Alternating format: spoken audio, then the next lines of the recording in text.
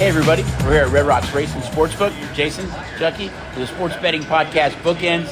And Jay, we're going to kind of dive right into it. It's week 5 now. I think there's 4 really good college football games this week with ranked teams. And we're going to kind of go through these a little bit before we get into the NFL and kind of break down all the football games this week, including the big Monday night game with the Raiders and Packers. But let's look at before you jump into college, though, I got to put a thank you out from all the racing sports books here in Nevada and around the country. Thank you to Patrick Mahomes for his slide down on Sunday Night Football against the Jets. I wasn't going to say anything, but the sports books around the country. I wouldn't say the Sunday was a particularly good day, especially the afternoon games. The betting public really had a great day in the afternoon, really coming all down to the Chiefs. Mahomes takes that slide and kind of bails the sports books out because there was a lot of money on a lot of tickets that would have been cashed on the Chiefs, and even more money had the Chiefs won. A lot more winners and parlays would have been cashed on the Seahawks. So despite the liability that was on the Chiefs, would have been even worse rolling into Monday Night Football. So I'd be remiss to say it was a good week for the bettors, but very thankful for Mahomes taking that slide on the sportsbook side of things. And you've talked about it. We saw it year before. Nick Chubb scores that touchdown against the Jets in week 2, and the Jets score, get an onside kick, and score again. So it's 100% the right thing to do because you really do guarantee your team a win. It's 100% a win if you slide and don't score. So just wanted to throw it out there that there was a big slide this week that kind of saved the sports books, but the bettors still did well on Sunday. Despite that, the bettors more people won than lost. As I date myself, people have asked about that slide, and I always thought Lou Brock was phenomenal base stealer and great slides. Always thought Ricky Henderson that slide. This was the perfect slide as well. I can tell you the atmosphere in the room. It went from yay and touchdown to a lot of 4-letter words that I can't repeat on this podcast, but quite a dramatic swing, I think, industry-wide in Nevada and really, throughout the country and throughout the world based on that game. So, all right, college football now. Let's see. We're going to dive into some ranked games that I think are kind of the more exciting games. LSU, number 23 in the country, number 21, Missouri. At Missouri, LSU's a little under a touchdown favorite. Yeah, and LSU unfortunately suffered their second loss this past week. Obviously, the opening game against Florida State, where they kind of got beat up, but they go into Mississippi. They have a lead late, and they give up that lead to Ole Miss. They really had problems on the defensive side of the football. Jaden Daniels has been absolutely fantastic on the offensive side of the football. He's got 16 touchdown passes to only 2 interceptions. Abrams and Thomas have 13 of those touchdowns from his wide receiver standpoint. So LSU can score, but they have a problem stopping the football, and that's where Missouri, who's 5-0, they had a win over Kansas State, who was number 15 in the country, but at home, their defense, they're decent. Brady Cook, again, their offensive weapon, their quarterback, he also runs the football. He's got 11 touchdown passes to 0 interceptions. It's going to be one of those games, can Missouri keep pace, because we know LSU is going to score. And Missouri has given them problems. If you go back, the last time that LSU went to Missouri, they actually lost to a team that ended up being a 5-5 Missouri team back in 2020. Missouri beat them 45-41. So if you think Missouri has the offense to stay with LSU, this could be a good home spot. We're a good home dog. Seeing the numbers start to come down just a little bit in that one, guys. Number 12, Oklahoma. At number 3, Texas. Texas, a 6.5-point favorite in this one. Well, again, this is the Red River rivalry. Probably the best game on the board this week. Obviously, from a playoff implication standpoint, with Texas already knocking off Alabama, they're a 75, close to 80% chance to making the playoff, especially if they can get through this game. This game was a game that Texas loved last year as they beat up Oklahoma 49-0. Different Oklahoma team this year, though, right? Different Texas team, too. You remember last year we have 2 NFL running backs, Bijan Robinson and Roschon Johnson, who were the running backs for Texas. They both had big games. I think Bijan Robinson had 130 yards against Oklahoma in that game last year. Quinn Ewers has been kind of the do-it-all guy for Texas at quarterback. He's got 10 touchdowns to 1 interception. He's also run in 5 rushing touchdowns, so he's been great. Brooks on the rushing side of the football, 597 yards with 5 TDs. So, again, the Texas guys have been putting up the stats. Oklahoma has been in games, but they've been in games where they are really, really high-scoring games against some pretty we'll call them inferior opponents. They haven't seen the lights of Texas yet, but Dylan Gabriel, who you remember played for UCF, He's got the ability to put up points, and obviously Venables remembers getting beat 49-0 last year. Does, right. So this is a big spot for Oklahoma, a big spot for both teams. But again, I think the pressure's a little bit more on Texas in this situation. Obviously, with them already knocking off Alabama and skyrocketing up those rankings with national championship implications. Yeah, I think so too. I think you look at Texas, and they've been so good. Yours has been great, but this is a game that Venables and Oklahoma has to have had circled since last year. Well, and they got to play defense there. The defense has not been fantastic. The offense has been. I mean, Dylan Gabriel, he's got 15 touchdowns and 2 interceptions. He's got a load of different receivers from Anthony, Farouk, Anderson, Stoops. I mean, he spreads the ball around to a lot of different guys. So if he's able to get the ball out quickly, doesn't turn the ball over, maybe Oklahoma can stay in this game. All right, Kentucky and Georgia. Kentucky probably one of the ranked 20s, one of the surprising teams in the country right now. Georgia's over a 2-touchdown favorite in this game. Georgia hasn't been great this year. It's not that same dominant Georgia defense that we've seen. They seem to squeak by teams, especially have some struggles in the first half. What do you think about this game? Yeah, Georgia got their first cover. They were 0-3 against the point spread. Obviously, the big point spreads at the beginning of the year. Finally go on the road, beat Auburn. It was a tight game. They end up winning by 7. Georgia's got an excellent history against Kentucky. When we think about Kentucky for the last 4 years, it was the Will Levis led team who's now in the NFL on the Titans. And they come off a monster win at home last week against Florida. Really were able to beat up the Gators in that game. But Kentucky does not have a good history against this Georgia team. In the last 4 years, Georgia has scored 2019, 0, 2020, 3, at Georgia in 2021, 13, and at home against Georgia last year, 6. So offensively, they haven't had a good, particularly good game against this Bulldogs team. Ray Davis is their running back. He's been absolutely fantastic.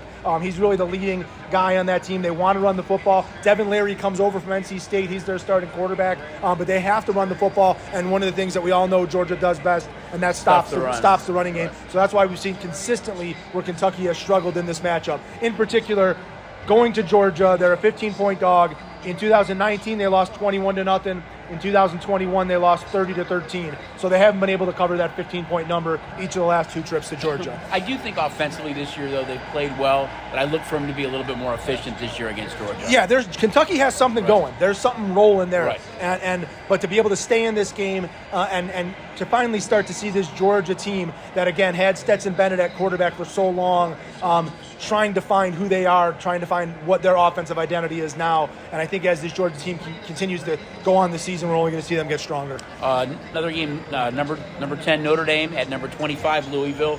Notre Dame is 6.5-point favorite here. We've started to see this number come down a little bit as well. Well, Notre Dame's become the cardiac kids, obviously, with their late second loss to Ohio State and then the comeback late win at Duke this past weekend. The bad news for Louisville is that Notre Dame owns the ACC. Notre Dame has won 30 consecutive games against ACC opponents.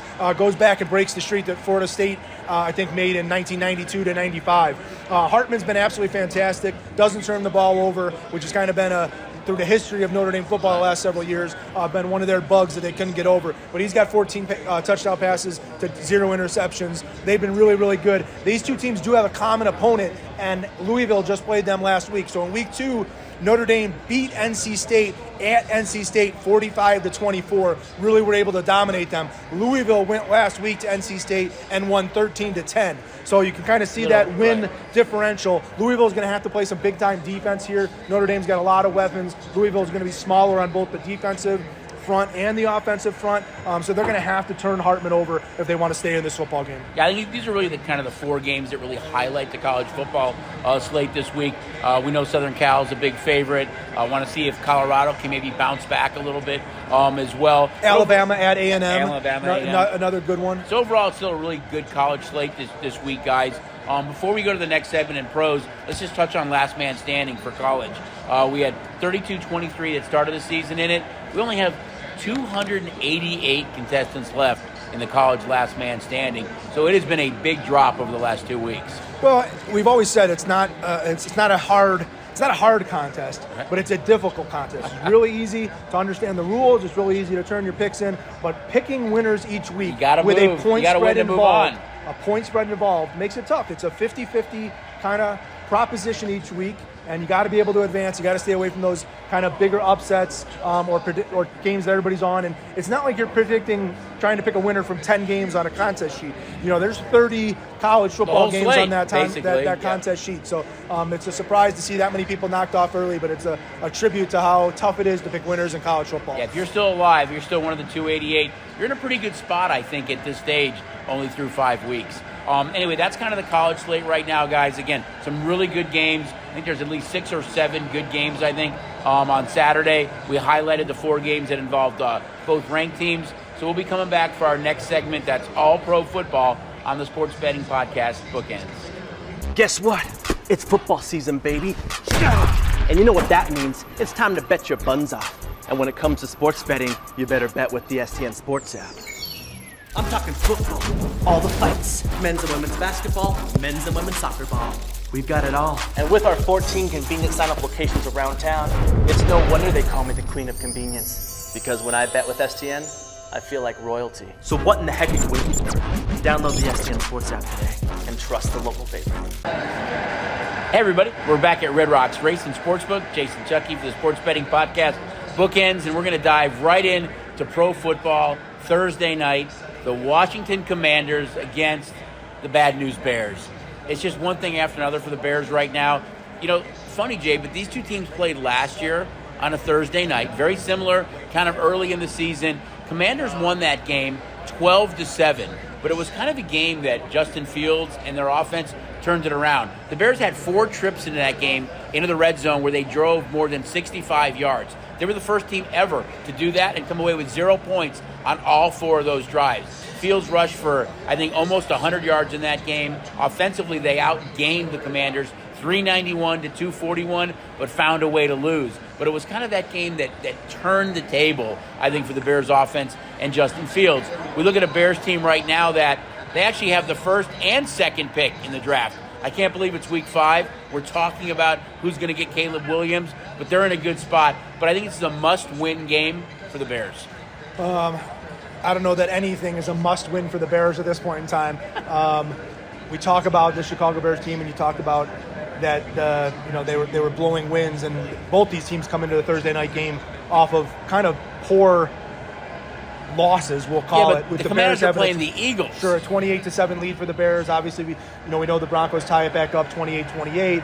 Bears have a chance to kick a field goal with 2:57 left on the clock. Elect to go for it on 4th down. Don't get it. Broncos go down the field, end up winning the game. A lot of question marks for the Bears whether Justin Fields is going to remain their quarterback. Is he going to get traded? Is Eberflus going to have a job after this week? What is Poles doing? Are the Bears truly tanking, trying to get this number 1 pick, number 2 pick? I don't believe that. I don't for think a that's minute. the case Right. at all. I think the Bears are genuinely trying to win games. Before the season started, this was a team that was believed could contend for a division title, trying to chase the Lions, and this was the Packers going into the Jordan Love era, and that the Bears could finally leapfrog the Packers and start winning games. So I just think this is a sadness all around for everyone in the Bears organization to not see any success coming out of anything, and question marks all around, and for them to be a dog at Washington this week. But they do. I mean, you think about Justin Fields. He threw 4 touchdowns. I think he had his first 300-yard passing game last week against Denver. So it's not all on his shoulders. Not that he didn't have some costly turnovers in the game, but defensively, they can't stop anybody right now. And coaching, they seem to make bad coaching decisions. Yeah, and I've gone and said this several times. All players in the NFL are good. They had great college careers. They all made a mark to be able to get into the NFL. It's amazing to me to see players get to the NFL with such high regards and then seem like they can't play. And to me, it comes back down to coaching and philosophy, and it just seems like the Bears don't have one at this point in time. The philosophy, the coaching is just not there. We can see that Justin Fields can't throw from out of the pocket.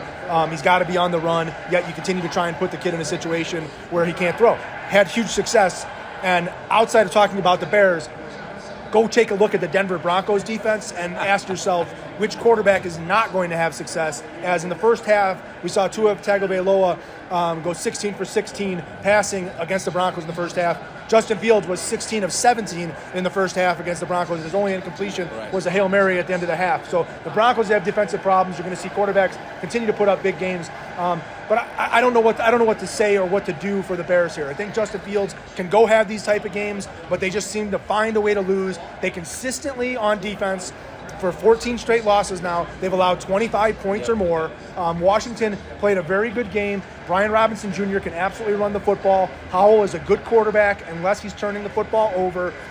They've got good young skill position They had a players. chance to beat the Eagles last week. You go on the road, you tie that game up. For some reason, Ron Rivera doesn't go for two late in the game as a 10-point underdog in Philadelphia. Isn't that Riverboat Ron? I don't understand, again, why he doesn't take that chance. But this is a Thursday night. I think this is a must-win for the Chicago Bears, or we see the end of Eberflus, and the Bears, the first time in their history, will fire a coach in the middle of the season, and I think that's what we're looking at Thursday night if the Bears don't find a way to win. You know, on the flip side, we have seen that number come down a little bit. There has been some sharp play so far on the Bears plus the points. I think we initially opened that game up at 7. We've seen it come down a little bit. So for whatever reason right now, although ticket count still favors the Commanders, you have seen some sharp money show on the Bears. Let's look at some of the games on Sunday now. For the second straight week, we've got an early kickoff game in London, Jags and Bills. Jags get to stay in London. They played Atlanta there last week. The Bills come off that huge win against Miami where they really dominated, and they have to travel across the pond right now. Interesting stat here, when these two teams play, the total has gone over in 5 straight games. So you just wonder from an emotional standpoint, are the Bills just, coming off that big win against Miami? They have to travel across, to London, and Jacksonville's just been kind of sitting there waiting for them. Bills number has started to come down a little bit as well. Yeah, and a very interesting scenario when you talk about the travel situation of Jacksonville playing last week against Atlanta in London, getting to stay overseas the full week, and then be welcoming the Bills. Still haven't seen this Jacksonville team kind of get the momentum that they had at the end of last year and going into the playoffs. The offense has not been as good as it was last year. Christian Kirk and Lawrence have been good. They added Calvin Ridley, who we expected to be a special addition to that offense. He's been hit or miss, really low volume catches. He has some big end zone catches. ETN hasn't been as good in the running game as you expected them to be, and Jacksonville just hasn't gotten it going. And one of the things that the Bills do best is play defense and shut teams down, and we saw them do that to the 70-point scoring Denver Broncos last week at home. This game a little bit? That's really the case. Right. Buffalo's offense is dynamic. They always have been. Josh Allen, Stephon Diggs, the guys that he has around him, the Cook, they have the ability to score points. We saw them do it to the Dolphins last week. The defense, same thing, has the ability to stop teams. The real issue is how do they handle the travel to England, and is it a big advantage for the Jaguars? Have been sitting over there for quite some time. But again, they were excited to get that Dolphin team to come up to Buffalo. And you talked about it, the emotional big win of being able to say, hey, the Miami Dolphins aren't the team you need to look at in the AFC East. We're still the beasts of the East. We're still the beasts of the AFC. And they take that overseas after a big emotional week over the Dolphins. Yeah, Buffalo or Miami was kind of lucky in that game too because they played them October 1st instead of January 1st, so weather wasn't really a factor where Buffalo beat them up last year. Buffalo did lose last year when they went to Miami, so Miami will still have an opportunity to beat them in their own backyard. A big AFC North battle, the Uglies. Baltimore, Pittsburgh, these two teams don't score a lot of points. The last 5 games they've played, 5 straight unders. Pittsburgh has gone 5-1 straight up against Baltimore, and each team won on the road last year. Very ugly. Baltimore won 16-14 in Pittsburgh. Pittsburgh won 16-13 in Baltimore. They don't score a lot of points. We're still not sure about Kenny Pickett right now. He may play. If not, it'll be Mitch Trubisky. But it's really the injuries, I think, a little bit on the Pittsburgh side of the ball. No Deontay Johnson. You got Freiermuth, the tight end, is out. They're a little bit banged up. We don't know about Pickett for sure, but this is a huge early season AFC North battle between two teams that really haven't got it rolling yet, although the Ravens are 3-1. Yeah, we'll talk about Steelers first. The Steelers, the offensive side of the football has been really, really bad. I don't know that Kenny Pickett being out and moving to Mitch Trubisky is the worst thing in the world for them at this point in time. They need something to try and spark that offense, something to try and get them going. we saw them win a game against the Raiders where they scored 2 defensive touchdowns, right. and that was really the only reason that they won that game. And then they go to Houston and really lay an egg against the Houston Texans defense that isn't something that you should particularly struggle against. So Pittsburgh's got to find something. They've got to find it in the running game. Najee Harris or Jalen Warren, they've got to get something going there. Their defense is going to keep them in games, but the more and more that the offense can't move the football, the more and more pressure it puts on the defense. And that's the scenario they're in this week. We saw this Baltimore Raven team with Lamar Jackson at quarterback, a dynamic quarterback that can both run the football, throw the football. It's just a matter of time before they get some type of play out of the Ravens. He found Mark Andrews for 2 touchdowns last week. Lamar ran for 2 touchdowns last week. And the Ravens really embarrassed a rookie quarterback in Dorian Thompson-Robinson. Right, they did, yep. Deshaun Watson was a late scratch in that game. His shoulder was kind of banged up all week. But it wasn't until Sunday morning that we found out Dorian Thompson-Robinson was starting. And really, the Ravens defense was able to suffocate him and attack him. Really made it hard for Dorian and the Browns to do anything. And that kind of same technique is going to be used this week as they're going to come after Pickett or Trubisky with all full force, and those guys are going to have to find somebody because there's a big absence of patch catchers. Pickens needs to really step up too, right? Yeah. So that's why I think, again, it falls more on the Warren and Harris. The Steelers have to run the ball successfully. They probably got to get 120 yards rushing, control the clock. Otherwise, the Ravens is probably an easy win here. And these two teams have played, though, some really close games, some low-scoring games. Their last 5 normally games. Those games come down to Lamar Jackson holding on to the football. Right. Watt has done an incredible job. The Steelers have done an incredible job of forcing Lamar Jackson into bad decisions and a countless number of fumbles in their matchups. Another game we're going to look at now, Rams-Eagles. For whatever reason, we've started to see this number come down a little bit too. Rams are 4-1 against the number. Their last 5 games at home. They've got also a streak as far as the total goes. The Rams, 5 of their last 6 home games have gone over. I think kind of an interesting stat here. Matt Stafford is second in the league in completions, yards, and completion percentage, but he's toward the bottom in touchdowns. He might get Cooper Kupp back in this one, which I think makes a huge difference. Eagles haven't seemed to put that full game together yet. They've struggled against some opponents, had to come back and win that game against the Commanders in overtime. And this game, as I said, it has come down a little bit. But what a boost for that Akua and Atwell offense and Matt Stafford if you can get Cooper Kupp back here. Yeah, and I don't know, really check the game status as we get Saturday and Sunday to see if Cooper Kupp is playing. He's going to practice beginning this week, but I don't know if he's going to be a go for game time, but that'll make a big difference. We've seen this number come down aggressively.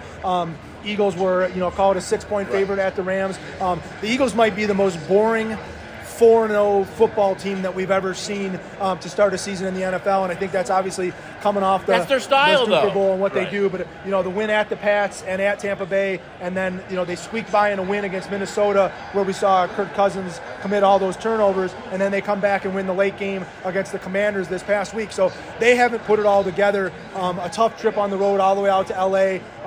LA did squeak by this past week, a 23-0 lead on the Indianapolis Colts that saw the Colts come all the way back to tie that game, put it into overtime, and then Stafford and Puka Nacua took over in the overtime.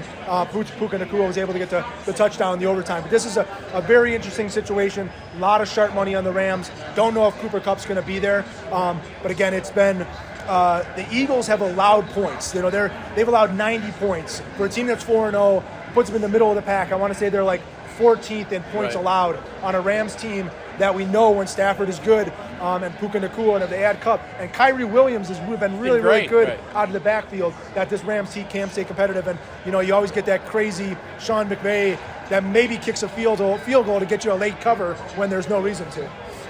Or somebody slides when you need to slide. But I think it is a really interesting matchup, but I think that whole offense changes somewhat if you add Cooper Kupp back. I don't understand what their offense goes to once you inject the Cooper Kupp into it, because Puka Nacua has essentially been Cooper Kupp. Right. And so when we bring Cooper Kupp back in, who does Puka Nacua become? Or do we just have 2 Cooper Kupps on the field? If the Rams have 2 Cooper Kupps, I mean, that's going to be amazing, right? I think you have a Cooper and a Puka. I don't know. I don't know what you have, but you got 2 guys that can really catch the football. This isn't going well. I think Matthew Stafford, if you're looking for a fantasy standpoint, if Cooper Kupp's back and he's got these 2 guys on the field, they could be a very, very dangerous team and put up some big numbers. Oh, Eagle defense is good. They just haven't played that way so far. Well, they haven't been. We've seen DeAndre Swift have these 175-yard rushing game, 130-yard rushing game. We all know that Eagles can do the tush push better than anybody else in the league. You know that A.J. Brown is always a weapon on the outside. Brotherly shove. Devonta Smith is a weapon. They have everything that you can ask for. But again, coming off, playing so far into the preseason, they just haven't had that dominant. They haven't had that dominant win. The win at Tampa was good, but Tampa still moved the ball on them. And I don't know if this is the spot because the Rams, they've been good. They kind of got dominated in Cincinnati against we'll call it a Cincinnati team that we really don't know what they are right now. But the Rams lost there. But the Rams at home with a healthy Stafford and a healthy Cooper Kupp can beat any team in the league. So now we're going to look at another game that involves the Chiefs and the Vikings. The Chiefs are the Chiefs. They just find ways to win. It doesn't matter who the receivers are. Kelsey's Kelsey. They interject different running backs in. Mahomes is Mahomes. They're playing against the Vikings. Vikings at home, 12 of their last 16 games have gone over. They easily could have lost that game against the Panthers. They got down, was it 9-0? I think in that game, really struggled offensively. They still haven't really found their rhythm yet. They're getting points at home. This number's come down a little bit too. But for me, the Vikings are probably one of the bigger disappointments in the league. Well, it's Kirk Cousins and the turnover machine that he's become. We talk about the losses that they've had start the first 2 games of the season with 3 turnovers in each of the first 2 halves. We talked about the Panthers game last week. They open a drive where they go all the way down to the Panther goal line, and then we have a 99-yard interception return for the Panthers. The Panthers really don't have an offense that threatened the Vikings at all that whole day. Bryce Young stepped in for Andy Dalton, who had played the week before in Seattle, and that Bryce Young-led offense just isn't very good for the Panthers. Eventually, the Vikings were able to come back in the game and actually score a defensive touchdown off a Young fumble to put them in the lead. Kirk Cousins has to play the perfect game for them to be able to stay with the Kansas City Chiefs. He cannot turn the ball over the way they've turned the ball over. They've got to get Matson to be a little bit better. We all know when Justin Jefferson gets the ball, he's dynamic. Matson, it could be Cam Akers. Sure, and Akers stuck in. But again, the game still comes down to Cousins' arm. The Vikings are not particularly good on the defensive side of the football. They do have some holes, in particular in their secondary. We haven't seen the Chiefs kind of click on offense yet. We saw them put up 17 points against Jacksonville. They weren't particularly good with 23 points against the Jets. We saw them put up all those points early and then not able to score on the Jets, particularly in the second half. And really the question that's been out there is this team distracted? Is there a certain Taylor Swift and everything around the Kansas City Chiefs that has the Kansas? And I don't know how much time the Kansas City Chiefs are spending practicing versus filming commercials, because I can't watch a TV show for more than 6 or 7 minutes without Kelsey or Mahomes being in a TV commercial. I'm going to swiftly brush that aside and say they're still the Chiefs, and they're one of the top 5 teams in football, and I think they're used to that. I think there's a distraction there. I think that they're not clicking on all cylinders, and I think part of that is because they don't have all the receivers that they need. They still haven't identified whether it's Kadarius Toney, Rice, MVS. Kelsey hasn't had those big games. We saw Pacheco have a big game out of the back running the football. Right. McKinnon hasn't been that same guy to the backfield. There's no doubt, you're right, Mahomes is going to get it right, and you're waiting for this game where the Chiefs just explode. Right. Mahomes has 500 yards passing, 4 touchdown passes, and this Viking defense is the type of team that he could do that to. But Cousins does have the ability to go match them point for point if he doesn't turn the football over. Yeah, and there's been a lot of money on the Vikings in this game. Chiefs were called a 6-point favorite. It's down to 4, so there is sharp money on the Vikings. I think this is one of those weeks that almost every game that we've talked about so far, if it's the Thursday night game, if it's the game in London, if it's the Eagles, you're seeing money come in against those teams. Same in this particular case, money against the Chiefs. 2 teams that we're not seeing money come in on are the Giants, who have to travel to the Miami Dolphins after the Dolphins get beat by the Bills. The Giants have been just an utter disappointment, having to watch them on Monday night against the Seahawks. If you stuck around and watched the end of that game, just that the Giants don't do anything. It was late in the fourth quarter until Daniel Jones threw his second pass over 10 yards down the field. So Giants getting nothing done without Saquon Barkley. Waller's not a threat in the offense at all. Maybe Barkley comes back, but they're a monster dog at Miami. And the other one is the Lions against the Panthers. Public has been backing the Lions. Come off the big win against the Packers. This Panthers offense has shown nothing. The Lions are becoming the new kind of darling of the league with their young players, Amon St. Brown, Montgomery out of the backfield, and it's really the job that Campbell's doing as a coach that's got everybody enamored with the Lions. I think when you look at the Panthers too, and for me right now, Stroud and Richardson have played so much better than Young. The Panthers keep talking about, hey, we need a go-to receiver. In the offseason, they went out and got Thielen and DJ Chark. Maybe it's Chase Claypool. You've heard his name mentioned, but look for them before the end of the month, the trade deadline, to make a move to get Young some help at wide receiver. He needs something. He needs something because their offensive line is not good. He doesn't throw the ball down the field. Well, being a Bears Miles fan, Sanders, I'm okay yeah, with you're that. okay. Yeah. You talked about the Bears potentially sitting on the number 1 and 2 pick, and obviously with those two teams sitting at 0-4, Right. That's where they're sitting right now. All right, Sunday Night Football now, which I am so happy this is the Sunday night game. I mean, you've got two heavyweights, the Cowboys, the 49ers. These two teams could meet again, maybe in the NFC title game. Jerry Jones gave the Eagles some bulletin board material by saying the Super Bowl in the NFC goes through San Francisco, forgetting that Philadelphia plays in his own division, giving the Eagles something to kind of put on their bulletin board. Brock Purdy, going back to last season, undefeated during the regular season. The Niners, their last 5 home games, 5-0 against the number. Cowboys, their last 5 road games, all games under. What's the key to this game? Is it Purdy? Is it Dak? We saw maybe Dallas get a little bit flat in that game against Arizona when they got beat. They came back really strong against the Patriots. And we talked about it last week. Dallas, after a loss since 2021, was 9-1 against the number. They get 10-1 with what they did against the Patriots. They're getting points here. Niners have had kind of an easier schedule so far through the first 4 weeks, but what a great heavyweight matchup on Sunday Night Football. Yeah, and I guess the question is who is the player that's going to make a difference in this game when we talk about... I think it has to be Dak. I really do. The Niners with all the players that they have here, and we saw McCaffrey obviously have the big game against the Cardinals last week with him putting up all the touchdowns. We've seen Deebo Samuel have a star-studded game. We've also seen Ayuk have the star-studded game. And so for me, for the 49ers side of things, it comes down to Brock Purdy continuing to do what Brock Purdy does.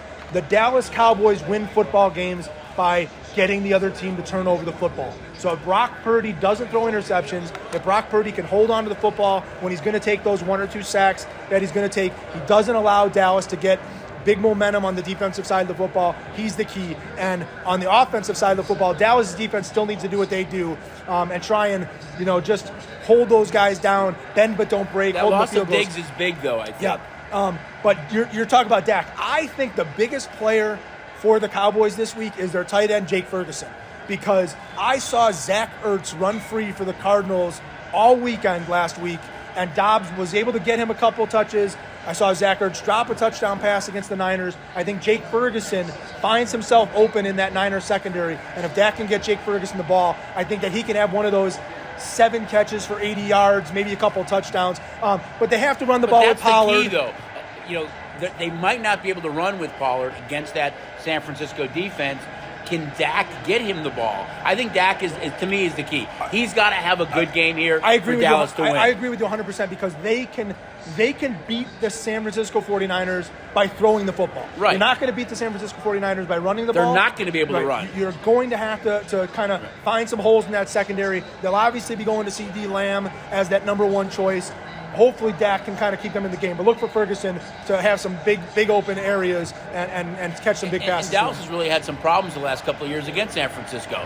So knocked them out of the playoffs twice. Right. Yep. So I think it's a great matchup, though, for Sunday Night Football. I think if we had to pick a game, that would be the game we would have picked for Sunday Night Football. Now Monday Night Football in our own backyard, it's the Green Bay Packers against the Raiders. Kind of a game that both these two teams need to win. Both have really struggled of late. Interesting stat here. The Packers, 5-0 against the number, 5-0 straight up, and I think it's 5-0. Is it over? 5-0 over the last 5 games against the Raiders. So Devontae Adams playing against his old team, but the Packers have dominated the Raiders the last 5. It's never been an easy building for teams to come to on primetime, but my guess is there's going to be a lot of green and yellow in Allegiant Stadium on Monday night. Well, the Packers have not looked good even over the last 3 weeks as they pulled the win over the Saints in the middle of those 3 weeks. Struggled against the Falcons, struggled an entire first half against the Saints until Carr got hurt and were able to come back. Looked bad against the Lions. Yeah, and then looked really, really bad in a home matchup against the Lions.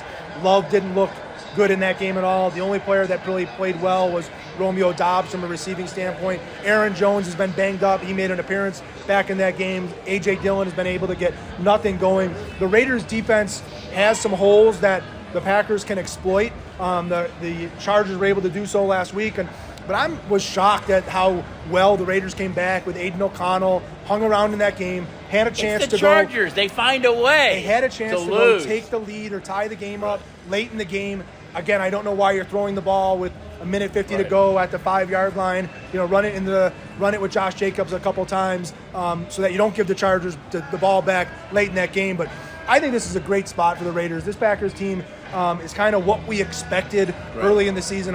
They're just trying to find their identity. They don't have the players to do so. Their biggest win on the year was in Week 1 at the Bears, which has now shown that it really didn't mean much of anything, or that offense was much of a surprise. But this is a big spot. They put 40 on the board that night. If Garoppolo is back for that game, and even if Jimmy G's not back for this game, I think Aiden O'Connell getting that first start, being able to make this start on Monday night against a Packers team that just has a lot of holes in it, I think this is a good spot for the Raiders. Do you think if Jimmy G is back, and we're starting to see this number come down a little bit, that it actually flips to the Raiders the favorite? Yeah, I think the Raiders go to the favorite the second that Jimmy G's announced that he's starting this game. We've talked about it. There's such a bias with our guests that if it's the Raiders, the Knights, the Aces, that they get so much backing and ticket count that I agree with you. I think if Jimmy G's announced, especially in the next 48 hours, that he is going to start, I really think this number flips to the Raiders being the favorite in this game. So that's, it's kind of a big game for both these teams, though, because they're chasing teams in their division that are playing so well right now. Well, everybody's chasing the Detroit Lions, and they're Detroit Lions. What was the last time we said that? They're going to continue to do so. Obviously, the Bears, Vikings, and Packers, kind of all sitting, but Detroit's going to, what looks like a win against the Panthers this week. So it's going to put everybody else kind of again continuing in that chase mode. Real quick, too, let me update last man standing in pro football. We had a 63-24 to start the season. There's 6:08 left in pro football. So again, we've seen a lot of upsets the last couple of weeks. That really has dwindled down. So the 288 and the over 600 that's in the college and over 600 that's left in the pros, congratulations. You guys are doing great. I know we've really made this all about football, but there's so much going on right now, as you guys can kind of hear in the background. Day baseball, the playoff round, phenomenal. I love day baseball. And we're less than a week away from puck drop for the defending Stanley Cup champions, your Golden Knights. Well, we'll actually be doing next week's segment of Bookends after the home opener with the Kraken on Tuesday, October 10th. We've loaded the app up. If you don't have the app, the bonus has been extended to October 31st, so up to $500 and bonus available when you sign up. Make sure you get those today, but get yourself prepared. That's not trick or treat. That's all treat. Get yourself right. October 10th, the NHL puck drops, and October 24th, the NBA tips off. So some big happenings here in the month of October. Another reason to make sure you have that app in the palm of your hands to be able to be playing all the sports as they go off. This is kind of a 60-day stretch where it's one of the busiest stretches of the year for us because there's so many things going on. Baseball postseason just started now. The Fall Classic won't even be until November, so a lot of good stuff going on. Guys, again, we love it when you guys come out and enjoy everything we have to offer, not only here at Red Rock, but all of our properties. As Jason mentioned, get signed up for STN Mobile. When you come into any of our books, try one of the kiosks. They're super convenient. You're in and out really quick. We've got a great staff at all of our properties that can help you guys if you have any questions. And don't forget, early football Sunday morning, Buffalo travels to London in a home game to play the Jags. For the Sports Betting Podcast, this is Bookends. He's Jason. I'm Chucky. We'll see you guys next week.